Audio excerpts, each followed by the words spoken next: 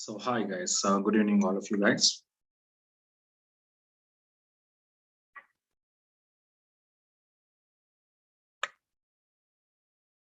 Okay, right.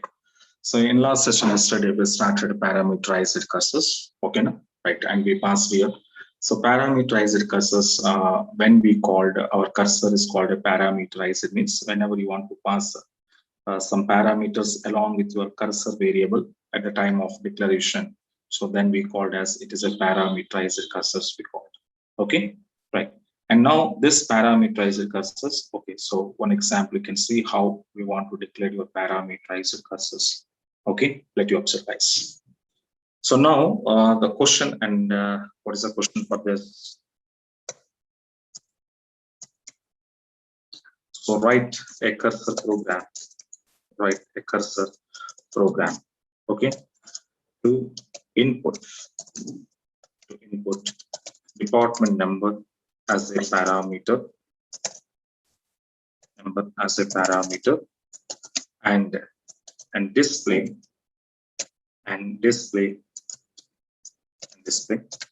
number of employee working in that given department number okay now. So this is one example guys for us. Okay now, and let me see guys here in this when come back here. So as usual you have to go and open your okay, so database you have to open now. So first of all, this is your table information. Okay, we need to set some page size.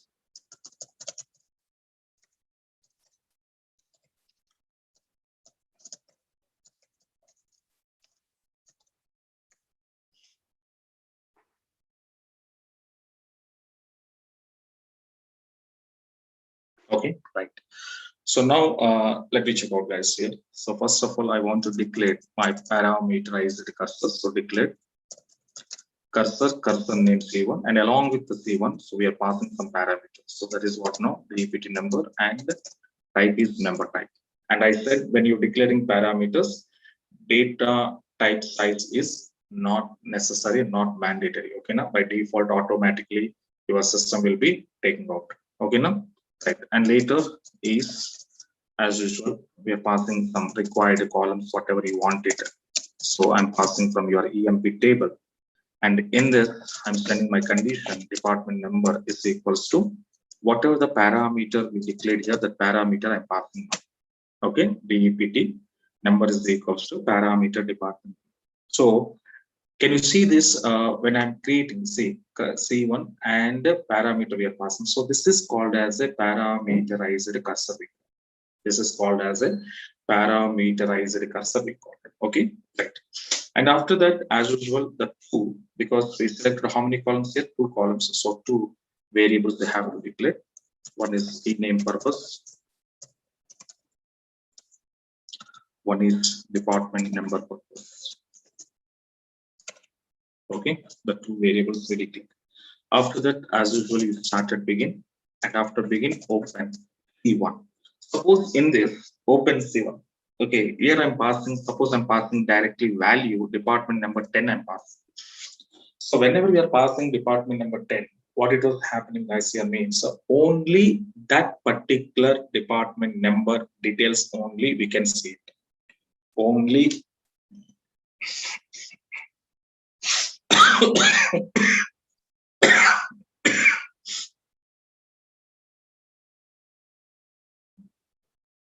only that particular department number. Okay, people only we can see it, but the other department people informations we cannot see. So that's why what we want to do, instead of giving direct value, you can pass it your dynamic parameter, SAM percentage. Okay, P underscore DAPT number. So in this case, what is the advantage for us? So whenever users send, that means different users can send different department numbers they want to see it. then they can go for send the department number at your runtime level. At your runtime level or execution level, they can send it. Okay, now that is what we called as a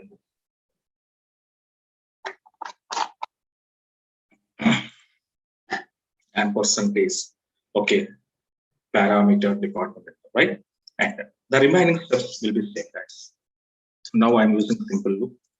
Under loop, I'm going to fetch C1 and the data I'm storing under v underscore ename comma v underscore department number. Okay, and this is simple loop compulsory exit statement. But when I want exit means when C1 percentile data not found, then I have to exit. If it is found, then I need to print on my screen. Print on my screen, that we called as v underscore ename. So concatenating comma concatenating v underscore department number. So after that, as usual, so close your loop and close your connectivity and end your begin statement and let you come out. So it was asking department number 10. Suppose I was enter department number 10, what it was happening, you can see. So whatever the dynamically user is entered, whatever the dynamically user is entered, that department number 10, what we entered, this will be storing under your declaration of parameters. So here, okay, stored. And this is what now entry purpose, that is called a dynamically data entry purpose. This is called simply entry level. Okay, enter. So we are entering. So that entering purpose, percentage of p underscore department number, so that whatever you entered, that will be stored. And this value, what I entered, that will be stored. What is the value? Suppose I entered 10. This 10 is substituting under where class condition here. So in where class condition, substituted your department number 10, which was given. So which was given, that will be here. So department number is equals to p underscore department number. Okay, now p underscore department number, right? So this is what we called as, guys. Okay, now so this is percentage is called a entry purpose, and this is storage purpose, and this is substitution of your value purpose. So substituting whatever the value you enter, that value we are substituting in your condition where class. Okay, right. So now I enter 10 and the remaining process same. So whatever you enter 10 now, so condition 10 now, so then department number 10 people, how many people are there? 1, 2, and 3. So this 3 department number 10, the 3 employees data retrieving from your database and storing under C memory, storing under cursor memory. And from this cursor memory, one by one record we are fetching, and the fetching data we are storing under variables. And after that, condition is checking, data is not found. Okay, but data is found. So data is found means not found attribute returns false. So that's why not exit, and the data is printed on the screen. Like how many people are there? 3 people. Okay, that output is not displayed. Then what we want to do? Server output is on. So now 10, the 10 people, 3 people, the 3 people information are one by one we are fetching from cursor memory. Like in the same to same, suppose I have to give 20. So 20th people, department number 20th people data, retrieving from the database memory and storing under cursor memory. And from that cursor, one by one fetching. Okay, like 20th people. In the same to same, if you enter 30, 30th people will come. Suppose you enter 40, but 40th people are there. 40th department number is there in my EMP table? No. So it is not there. Not there means no return value. Not there means no return value. Understanding now? So this is what we called as, guys, here parameterized cursors. So we can send parameters along with cursor variable declaration. So then we called as a parameterized cursors. And these are what we called as these are what we called explicit cursors, and this memory is created by user. For what purpose I said? So to avoiding number of requests to server, to avoiding burden on database, and improve performance wise. Okay, right. This is user defined memories we call. And the second type of memory is called as what now? Implicit memories. It is called a implicit cursor. So what is implicit cursor? Observe guys here. So these memories are created by implicit means system defined. Implicit means system defined. So that means these cursor, these cursor declared by or declaring by system by default. So that means but when this memory is created by system, when this memory allocated by the system by default means whenever we want to perform when we perform DML operation, when we perform DML operation. So whenever you want to perform DML operations, at the time of operation execution, or that means that at the time of execution of your query, whatever the query result will come, that means query is successfully executed or not. So that the information will be storing under this memory, and that memory information sent back into application. So that's why the people saying that what now? Implicit cursor memories, for what purpose the system internally created means it just created to tell us the status of a last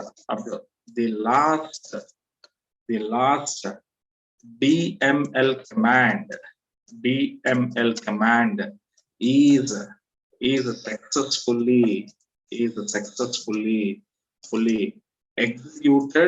successfully executed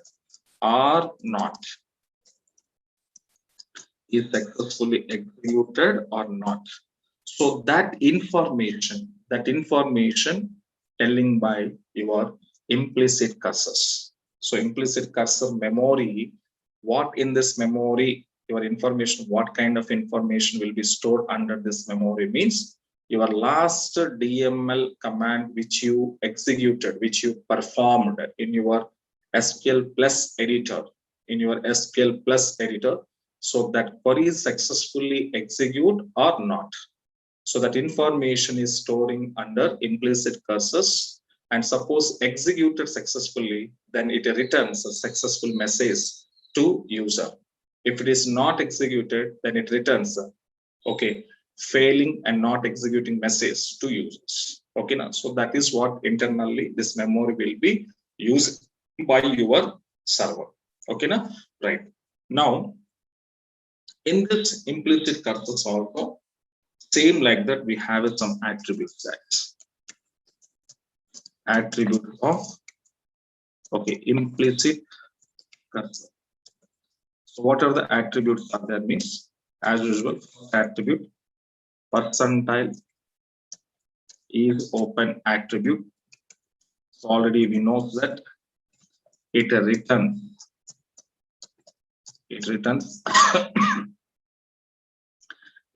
true when cursor connection open successfully.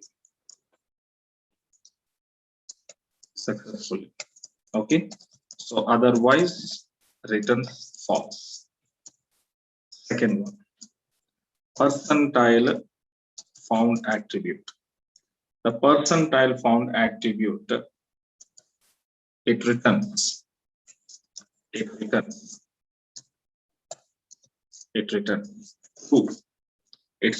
true when last DML command is successfully executed. Now, otherwise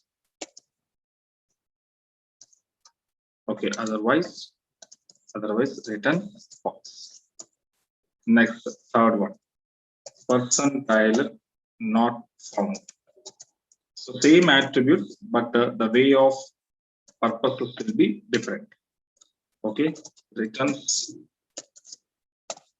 true when last DML command is fail. Okay, fail means what now? Not executed, guys. Okay, now right. So now next one, fourth one, percentile row count. So it returns number of rows are affected. Number of rows are affected. So how many rows are inserted, how many rows are updated, how many rows are deleted. So that information written by row count. So these are attributes of your implicit cursor. These are attributes of your implicit cursors. Okay, now. So what I said. So first one is called as what? Is open. So the connection is open successfully. Okay, and now here found attribute. So DML command successfully executed, then return true. So if a DML operation is failed, return true. When not found attribute, otherwise the false. So quite opposite. Okay, now quite opposite. And row count is nothing but how many rows are updated, how many rows are inserted, how many rows are deleted. That is okay. So these are some attributes we called as this. And now see one example on implicit cursors. Generally, implicit cursors, we don't want it actually because of reason. When we are inserting query, updating query, deleting query, so whatever the queries you performed, generally we are performing now. So every query that DML operation, whatever you perform, generally inserting, purpose, update. So at the time internally, this mechanism will be happening. By default, so when you're inserting, default your memory allocated and the query is successfully executed or not. Executed result or not executed results are storing under implicit cursor memory, and that memory information passing to user.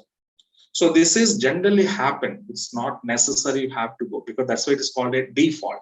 Okay, now, but how it was working internally, one small example I will show you. Okay, now, right. For example, let you come on back. Select start from EMP. Okay, now I want to declare here. Okay, declare one variable I'm declaring right here. So v underscore EMP number. It's a number of some size. Okay, and after that, I just entered. So begin, but here, can you identify? I'm not declaring cursor variable. Manually, programmer is not declaring cursor variable. Why? Because your system is taking by default. Okay, so we don't want, this is not explicit. I want to create. Explicit means user has to create, but this is not explicit now. This is an implicit. Internally, your system is preparing that first. Okay, not we. So that's why we are not declaring any cursor name, cursor variable. We are not declaring. Right now, begin. After begin, v underscore EMP number is equal to % of v underscore EMP number. So dynamic variable I declared for value entry purpose. Okay, now after that, now I'm writing here one DML operation. I'm writing, what is my DML operation? Delete from EMP, where EMP number is equal to what is the variable? Variable EMP number. Okay, so which employee number, if the user is entered dynamically, so that employee number, if it is there in the table, then your delete command is successfully executed and data deleted. Suppose user entering employee number is not there, then it will be not, that means that record is not there in the table, then your delete command is not executed. Yes or no? So delete command is when it is executed, guys, when it is executed, guys. Okay, when it is executed means when your record is found and when record is found and the record is there in the table, then your query is successfully executed. If query record is not there, data is not there in the table, then your query will not execute. Understanding my point or not? Okay, so that was telling. Now same here. So VEMP number, right? Now, so now after that, and the condition. If I'm using if else condition, if SQL percentile, okay, SQL percentile found. Okay, SQL percentile found. Here, SQL. What is SQL, sir? SQL is called as a implicit cursor name. That is called a SQL area, SQL memory. So can you remember now? One SQL private area I was given in the definition level. In the definition level we given. SQL is called as what? Is a temporary, otherwise SQL private area, otherwise workspace. So, and the explicit cursors, what happened? We are creating our own name because that memory name is created by programmer. That's why we declared cursor name. Yes or no? So which name are you given then? Which name are you given then? Like C1 or C2 or C3 I'm giving now? Yes. So that is user defined cursor name, the cursor variable name. Yes or no? But here implicit cursors are who will be here? System defined. So that is called a system. Okay, implicit cursor memory or cursor variable name is what, sir? Means SQL. What, sir? Means SQL. Okay, now. So SQL is called a predefined name, which was implicit cursors will be taken out. Okay, na? SQL, compulsory SQL, don't take anything. Okay, na? SQL, because it is a implicit cursor variable name, predefined. Okay, my point is catch it, predefined. Okay, now, right? So then suppose found attribute, what it was telling. Suppose your DML, this is our DML now. So suppose your DML command is successfully executed, then found attribute returns true. Then found attribute returns true. If your DML command is not executed, then found attribute returns false. Then found attribute returns false. Understanding now? Now, okay. Suppose condition is true, then your query is executed successfully. Your query is executed successfully, and what it was saying here, record. Okay, what you were saying, record is deleted successfully. Okay, na? Right. Suppose your DML query, DML command is not executed. Suppose your found attribute is written false, then it will enter into else part.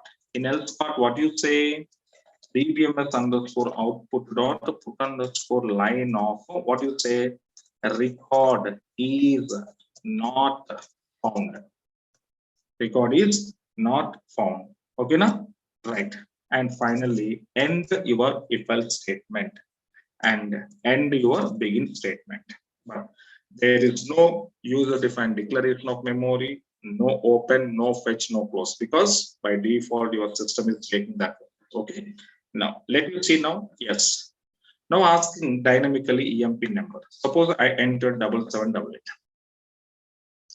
Now it was going to be checked before executing this query. Okay. So now this query is going to be say, taking here 7788 will be take here. And this execution will be done. This execution will be done. Why, sir, execution will be done means 7788 record is there. Come on, guys. 7788 record is there. Come on. 7788 record is there. Yes, there. So there means my delete command is executed.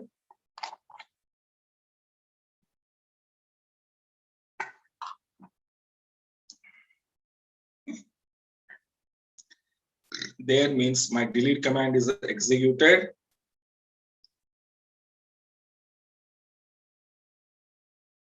Yes, executed successfully. Successfully, your command is executed. So successfully executed means your percentile found attribute returns what? Successfully executed means your percentile found attribute returns what?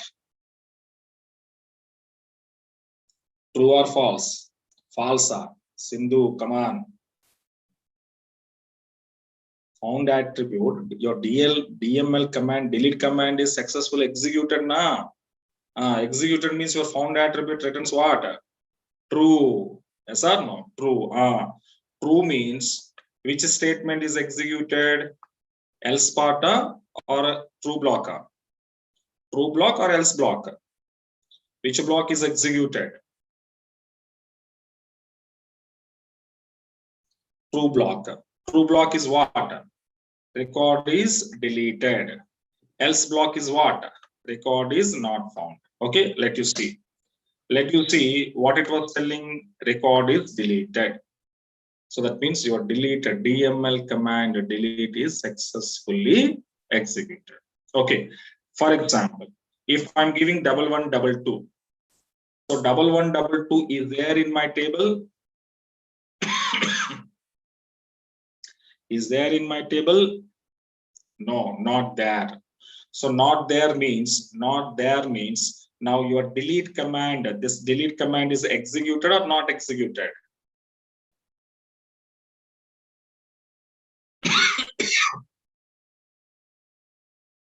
Your delete command is executed or not executed? Yes, it is not executed. Not executed means your percentile found attribute returns true or false.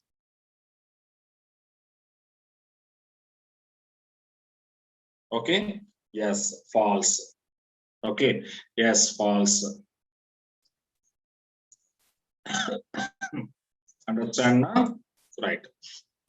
Now we can see false. So false means what it was showing, record is not found. What it was showing, record is not found. Understanding now? So this is what we called as the implicit cursors. Just the idea purpose I'm telling, but not necessary to write a program for implicit cursors. Why? Because whenever you are inserting, updating, deleting, automatically this internal process will be happening. That's it. That is the nature of database and default of database. Okay, only explicit means, why we want to write explicit means because why explicits are created by user. That's why we need to write a program. But implicit purpose, no necessary and not necessary. Okay, now right. But your understanding purpose, one small example we discussed. Okay, right, guys. So these are implicit and explicit cursors. Okay, and the next one is like that. Next one is called as what now? Refer cursor. Refer cursors. So what is refer cursors here? What is refer cursors here? Okay, so basically, guys, here generally in our cursors, can you identify in your cursors, in explicit cursors especially? Tell me, guys, here select the command, whatever the select command we are using in our explicit cursors. This query, select query or command, we are declaring along with the cursor variable declaration. So whenever you want to declaring your cursor variable, along with the cursor variable declaration, we are sending our request. We are sending our request. Okay, which request? Select query request for fetching data purpose. So that means your select query request, user is sending or user is going to be declaring or sending along with your cursor variable declaration record. So at the time of declaration of cursor variable, user is passing your select query request. Okay, now right. But here in refer cursor, what is the difference? Cursor and refer cursor difference is what now? In refer cursors, advantage of refer cursor is what now? We are sending our select query statement, okay, not at a declaration, we are sending at the opening level. Okay, So what we say? When we assign,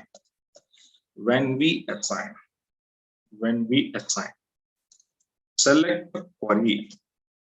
Okay, assign select query at the time of opening, cursor, So is called as refer cursor. So my select query request, we are not declaring at the variable declaration. We are assigning our request at the time of opening. At the time of open your cursor connectivity. Okay. So in that level, the refer cursors we are using. Okay, not at a declaration, at the opening level. Okay. And these refer cursors are two types here. One is we called as a weak refer cursor. Second one is called as a strong refer cursor. So refer cursors are two types, weak and strong. So what is a weak and strong refer cursors? Let you see. First we will discuss weak and later I will go for strong. And finally differences what we will discuss. Okay, step by step I will explain to you. Don't hurry. Okay, now right. So weak refer cursors. Okay. So when we declared, okay, weak refer cursor or refer cursor. Sorry. Okay, when we declared refer cursor without a return type. Okay, without return type, then we called as a weak refer cursor. We called as a weak refer cursor. That means when we declaring a refer cursor variable without a return type. Declaring refer cursor variable without a return type, then we called as a weak refer cursor report. Okay, and weak refer cursor purpose and advantage is what that means. So when we want to access, when we want to access, okay, when we want to access data from multiple tables. Okay, so that means previously explicit cursors examples you can see. Previously, what it was happened, only one table data accessing only we done. Only one table data accessing only we done. Yes or no? In previous examples you can see, you can understand. Only one table data accessing only we done. But refer cursor advantage is what now? In that weak refer cursor advantage is what now? We can access data from multiple tables. We can access data from multiple tables. Otherwise, we can fetch data from multiple tables. So that is advantage of weak refer cursor. Okay, now right. And this weak refer cursor variable, whenever you want to declare, we have one syntax here that is called as a weak refer cursor variable name. And here data type. The data type is a predefined data type that is called a refer cursor. Okay, now. So what is this sys underscore refer cursor? What is this mean? This is called as a predefined data type. Okay, so that means whenever you want to declare, generally we know now. So whenever you want to declare a variable, compulsory we should require a data type. So without data type, you can't declare variables, right? So we need to declare variable means we are using like a number data type, var, integer. So like we are using same to same. Whenever you want to go for weak refer cursor variable, when you want to declare this variable, and weak refer cursors, what happened by default, these cursors are having predefined data type. Okay, so user no need to create any user defined data types for this refer cursor, weak refer cursor variable. So weak refer cursor variable is having predefined data type, and with the help of that predefined data type, we are declaring our weak refer cursor variable. We are declaring our weak cursor variable. Okay, now. So that is what. So that is called here system underscore refer cursor. What it is? It is a okay. It is a predefined data type. It's a predefined data type. Okay, now, right. And later, how this weak refer cursors, okay, we can declare, and how to access data from multiple tables. Okay, now. So that examples we will see in tomorrow's session, guys. And maximum tomorrow we will be finishing our cursors topic. And later, if it is have a time, we will enter into next new topic. Okay, now, right, guys. Thank you. Thank you so much.